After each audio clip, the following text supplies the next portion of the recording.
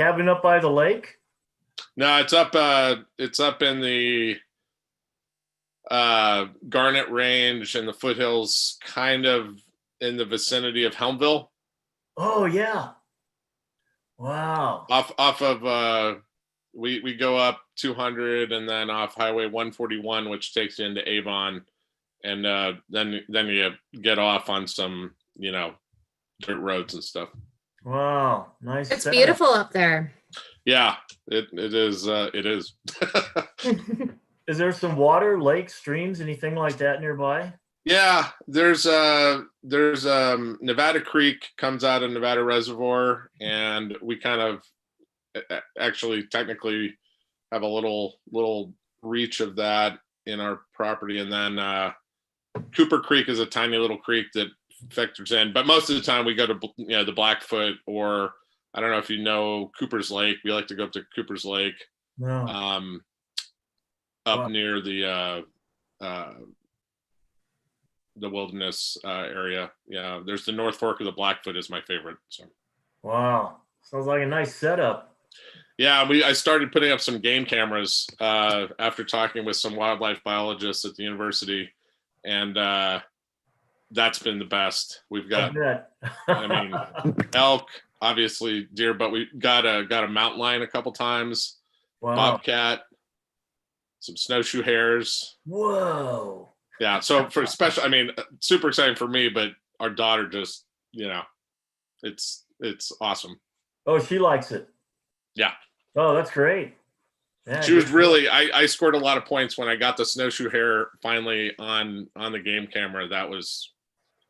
I'm set for the year. Those are big rabbits. Was this a good size one? Yeah, and there's a ton. I mean, there's a ton there. We always stir up some when we're walking, mostly because the dog scares them. Yeah. So we see them pretty frequently, but the tracks are everywhere, and I was frustrated that I hadn't gotten one before on the camera. So I actually wound up moving the camera down to rabbit level.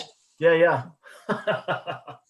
What a kick. I've got a friend of mine who lives up O'Brien Creek, like all the way back.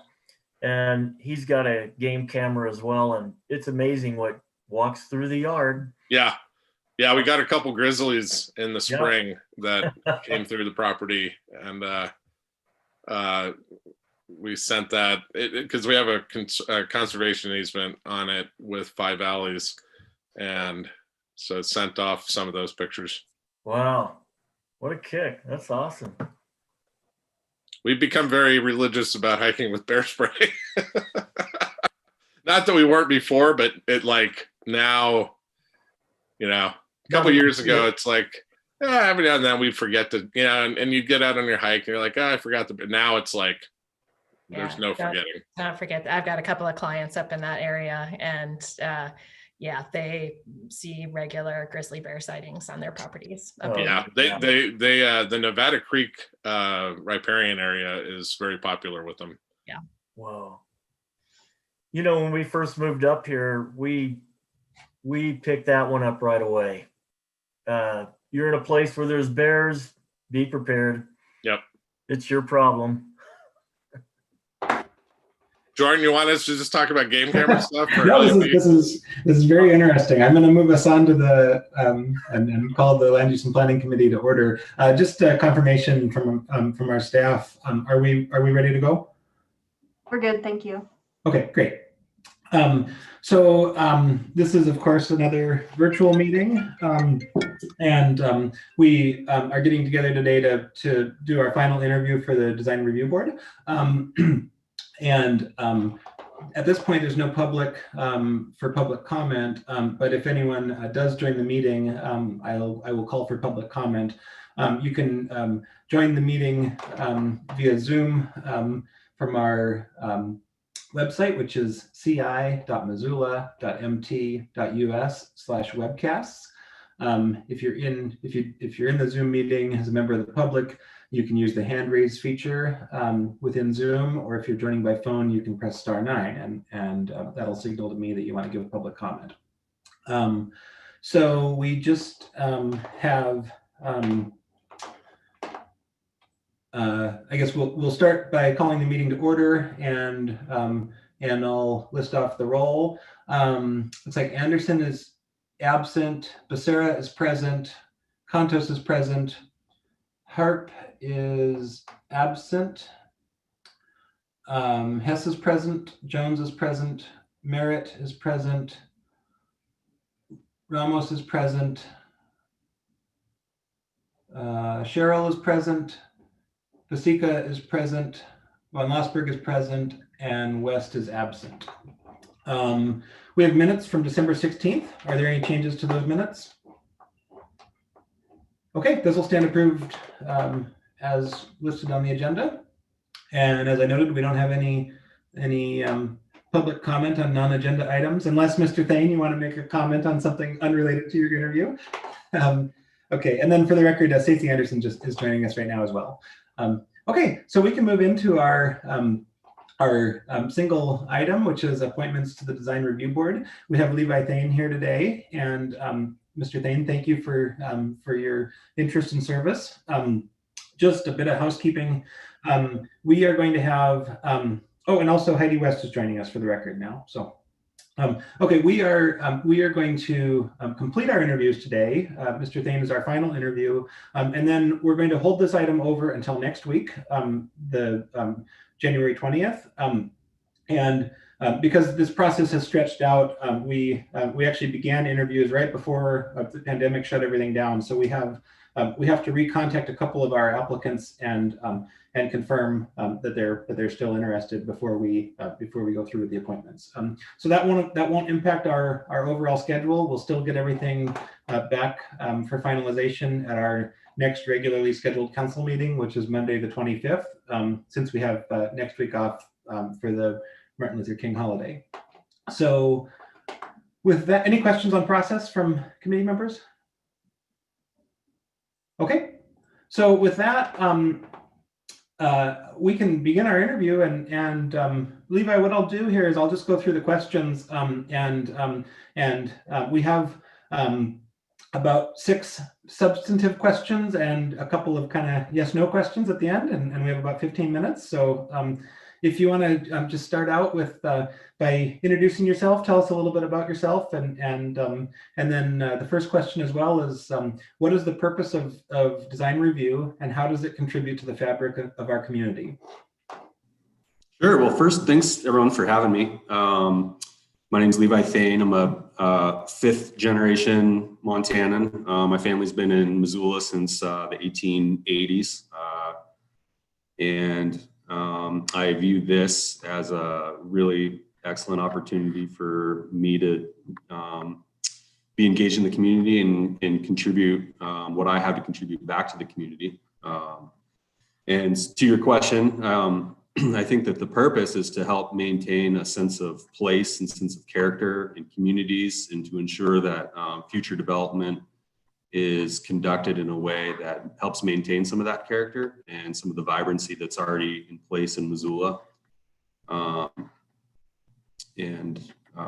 believe there's a second part to your question I may not have answered. Yeah, how does, I'll read the whole question again. What is the purpose of design review, and how does it contribute to the fabric of our community? Okay. Okay. So I think I did cover that.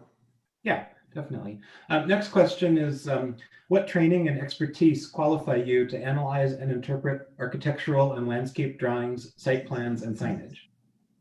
Well, I'm a licensed architect.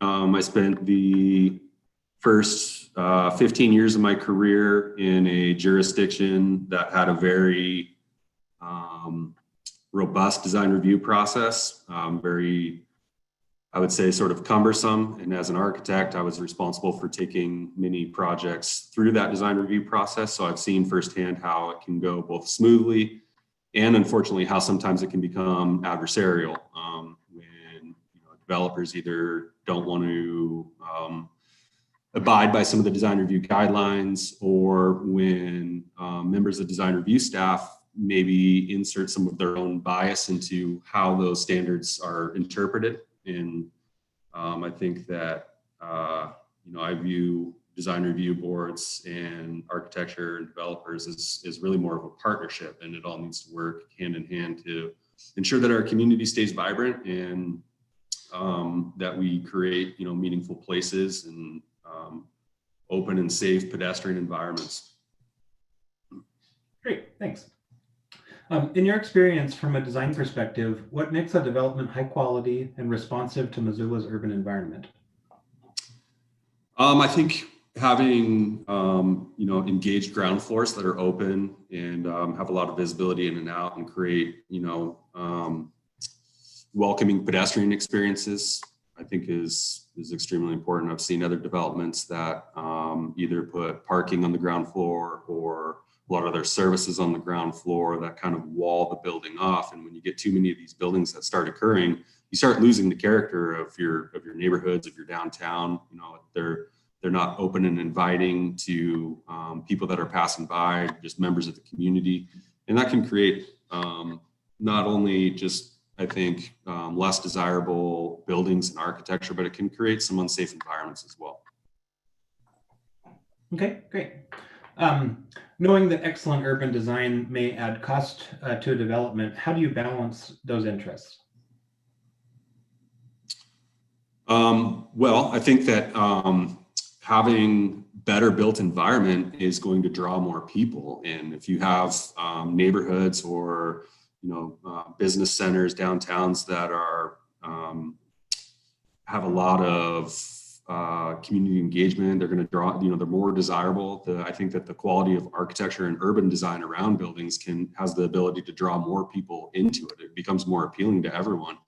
And when you do that, then the bottom line for business owners is going to increase. They're going to be able to generate more revenue. It's good for their bottom line to have welcoming and appealing architecture that engages with the rest of the surroundings. Thanks. The Design Review Board is a quasi-judicial board that requires objectivity and impartiality. Do you feel you can be non-biased during the design review process? Yes, definitely. I actually have quite a bit of experience doing this in trying to address design review requirements in an objective way, and I can definitely do that. Okay, great. Can you please describe your previous service on a review board, panel, or commission as it relates to urban design or sign-related issues? I think that the closest that I have is I graduated from the University of Oregon, and then for the first probably 10 years after I graduated, I would go back and do student reviews, review projects, and that was through our Portland Urban Design Studio. And so frequently those review processes were part of a panel where we would review student work and the work of the student body as a whole. I think that's probably the most relevant experience I have to something like this. Okay, thanks. Okay, so the City Council and the Missoula County Board of Commissioners have partnered to offer board training twice a year. This training covers good governance, open meetings, public participation and right to know, ethics, conflicts of interest, bylaws, minutes, and parliamentary procedures, among other topics. The City Council feels it's very important that all city board members attend this training to assist them in carrying out their responsibilities. Have you attended such a training, or would you be willing to attend a training if you were appointed? I have not attended, but I would definitely be willing to. I welcome that opportunity. Great. The Design Review Board meets on the second Wednesday of every month, beginning at 6 p.m. Does your schedule generally accommodate this meeting time and allow for reviewing the staff report and other materials attached to the agenda prior to the meeting? Yes, it does. Great. And lastly, the Design Review Board has alternate members in addition to regular members. Alternate members attend meetings and participate in discussion like full members, but they only vote in the event of an absence among the full members. Would you be willing to serve as an alternate if that was the only position available? Yeah, I prefer to be a full member, but absolutely I'd serve as an alternate. Sure. Okay, great. Well, that's all of our questions. And if there's anything else you want to add or any follow-up questions from the committee, we can open it up for a minute. Well, I recognize a couple of these faces. So I interviewed for this same position, I believe it was about a year ago. And since I live in Frenchtown, I think I was actually selected. And since I live out in Frenchtown, then it became, apparent that only City of Missoula members. So I don't know if anyone has had a chance to review the interview I did previously, but thank you for having me back. I think this is a great opportunity and I'd love to be involved. Yeah, and I actually, colleague and I were just talking before the meeting, and we did recall that, and so we're grateful for your reapplication. And we did change the rules. We had a number of people who reside outside the city but work as design professionals within the city that have applied over the past number of years. So we did change those rules recently, so that's no longer a barrier, I guess. Yeah, good. Okay. So I have Brian and then Julie in the queue. Yeah, I was just going to say thanks, Levi. I recognized you, and I was looking back through my notes and had positive marks in my notes from your prior interview, and I was myself trying to kind of understand the context of that interview. So, in part, thanks for helping me remember that context, and more importantly, thanks for your continued interest in it. So nice to see you again. Yeah, you bet. Thank you. Julie? A completely inconsequential question, but are you a relation to our former MCPS superintendent, Mark Thane? Yeah, he's a cousin of mine. Okay, thanks. Just curious. Yeah, very happy to be a cousin of him. Mark is great. I'm really, really happy that he decided to run for office. You know, I hope he'll be effective. I know he's got some great ideas about how to contribute. So. Yeah. All right. Well, thank you, Levi. We appreciate your continued interest. And like I said at the beginning, you won't hear from us until after January 25th, just because we have to get back to the full council in order to finalize everything. But we will have everything finalized at that point. So Okay. Thanks again. All right. Thank you, everyone. Have a good one. And just for the rest of the committee, we don't have any further business. So unless anyone has any comments or questions on the process, I'll pause for that for a minute.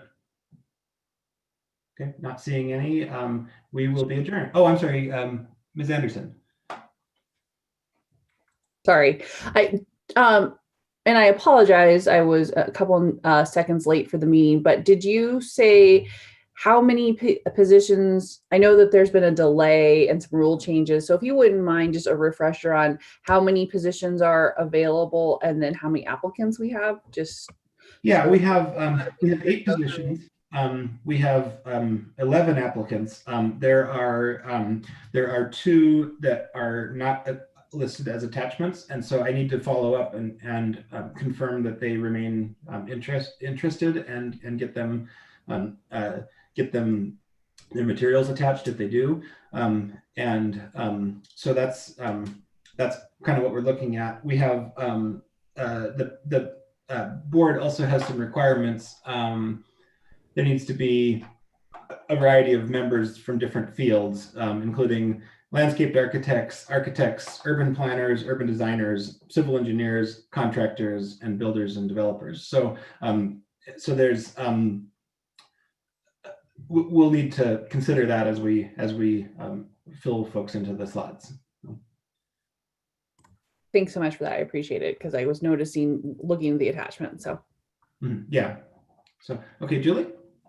I'm sorry if I was asleep at the wheel when we started. Did we approve those minutes? Yes, we did. Great. Okay. Thanks, everyone. We have nothing further, so we'll be adjourned.